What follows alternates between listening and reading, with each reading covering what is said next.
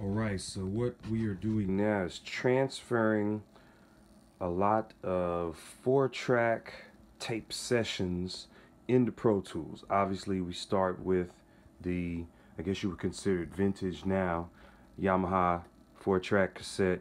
Just got one of the tapes in here. This is the 16th track. I pretty much just named them by which number they were, starting from 1 and going up to maybe about 40. So there's going to be about 40 of these tapes that have all kind of sessions on them. Running them through a vintage Pro Tools Digio 2 rack. 4 channels out the back, 4 channels into there, and 4 mono tracks created in a vintage Pro Tools. This is Pro Tools 7LE. Still running that on a vintage Mac G4 computer. So we're gonna run track for track into here. What I do then is go back and clean up the tracks, take out all the spaces in between. There's lots of pops and clicks that used to occur from using the tape. Anytime you would stop the tape, there might be a little click that would show up there. So going back in Pro Tools, I can clean those up very easily. Then I consolidate the files. I can export them out of Pro Tools at that point and open them up in any audio software and do whatever needs to be done with them. Alright, so this is the portion where we go back. We've recorded 4-track cassette into 4 tracks on Pro Tools. I'm going to press return, take me back to the top of the session. And the first thing you can see is the different waveforms, little pieces here and there. Some of these are routines that people made for different Greek shows and things of that nature. Some of these are going to be songs people came over and recorded at the house back in the day. So again, we're going to get the selector tool, go to the front. I'm going to open or expand the WAV file view a little bit to make it easier. I'm going to hit the tab button. This little thing right here, if you can see where I'm circling up in the left, is a tab transient function that allows you to skip right to a peak. So you see the cursor starts back here. If I press tab, bam, it jumps right to the beginning of that waveform. And that's exactly where the sound starts. That makes editing out the pops, crackles, dead air, and clicks a lot easier on the areas where there's no activity. Because once again, recording from the cassette 4-track, anytime you would press stop, you would often hear clicks. You could hear an audio little click or a pop wherever you pressed stop, and that is not good when you're doing audio. So what I'm going to do is solo this track, even though there's, let's say, 10 different performances or songs or routines on this whole recording session in Pro Tools. I'm just going to solo one track at a time. You can see where it ends. I'm going to do the shortcut there to split the track, and now I'm going to visually go down and look for the next one. Now you could do a tab transient and jump all the way down, but sometimes you might miss subtle sounds that you don't want to edit out. It could be something like wind or crickets or anything that might have been a soft sound that doesn't have a huge peak in a wave file. You'll miss it if you rely just on the tab transient function. So here I can see the beginning of one. I'm going to press tab on it and see if it gives me a good starting point. It does. Now split the track there, take the grabber tool, highlight the piece right here. Now that's in between the pieces that I want to keep. This is basically just a long line of dead air and or static. Whatever it is, we don't want it in there. Take it out. And then I'm going to do this for the rest of this track.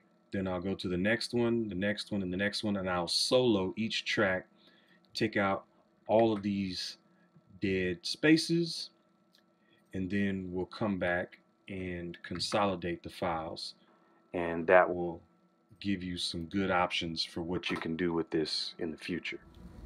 Alright, I want to show an example of editing out some clicks that are in the middle or right at the end of a song and then in the middle of the dead space. Just to give an example, I'm going to expand the view on this, and then I'm going to use the tab, hopefully to hit that little pop at the end, this straight line is going right there. Bam, there it is. Split it. That's certainly it. I'm going to close a little bit so we can see more of the screen. And there's another one right here, and that's going to be another click that we don't want to have in there. So I'm going to skip by that one using the tab, split it again, and I can hear that that's starting right where we need to. Get the grabber, grab this part that's got my 2 clicks, and delete. So that's cleaned up that little section. What we're doing here now is called consolidating the tracks.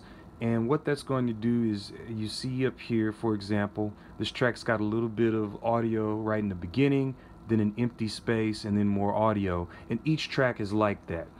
So consolidating the tracks will take these split up segments and fuse them together into one continuous file, but it will maintain all the empty space and therefore keep each segment in its proper time on the timeline.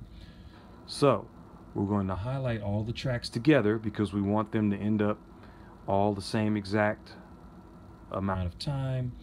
And I can see here by the marker that this is the end of this particular song or routine. So I will go into the edit menu and consolidate all of these WAV files together.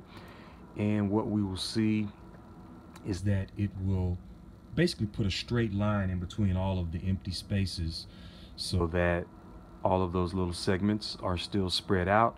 And you can take these files, export them, and put them into any other audio software, and they will line up perfectly just as you see here. So you see all the straight lines in there. So any other software that you put all 4 of these into, just like this, 4 tracks right next to each other, the timing will all match up perfectly. Okay, the final step in this entire process would be to export these files so that you can use them in any other software. And you're basically going to export them as waves, uncompressed. So what I will do is shrink down the view here. I'm going to switch from the selector to the grabber tool, and we're going to just pick this middle section right here. I'm going to select the first one, hold down shift, and select each of the other ones. Okay, now these are the 4 tracks for one particular song or routine. Then I'm going to go over to the regions menu, export regions as files, wave, multiple mono. I'm doing 24-bit depth, pick your sample rate, select your bit depth, all of those things you select however you want them.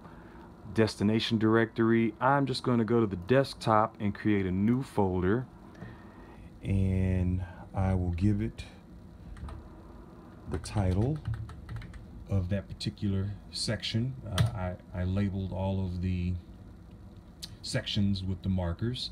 There's my folder, select choose, export, and there it goes.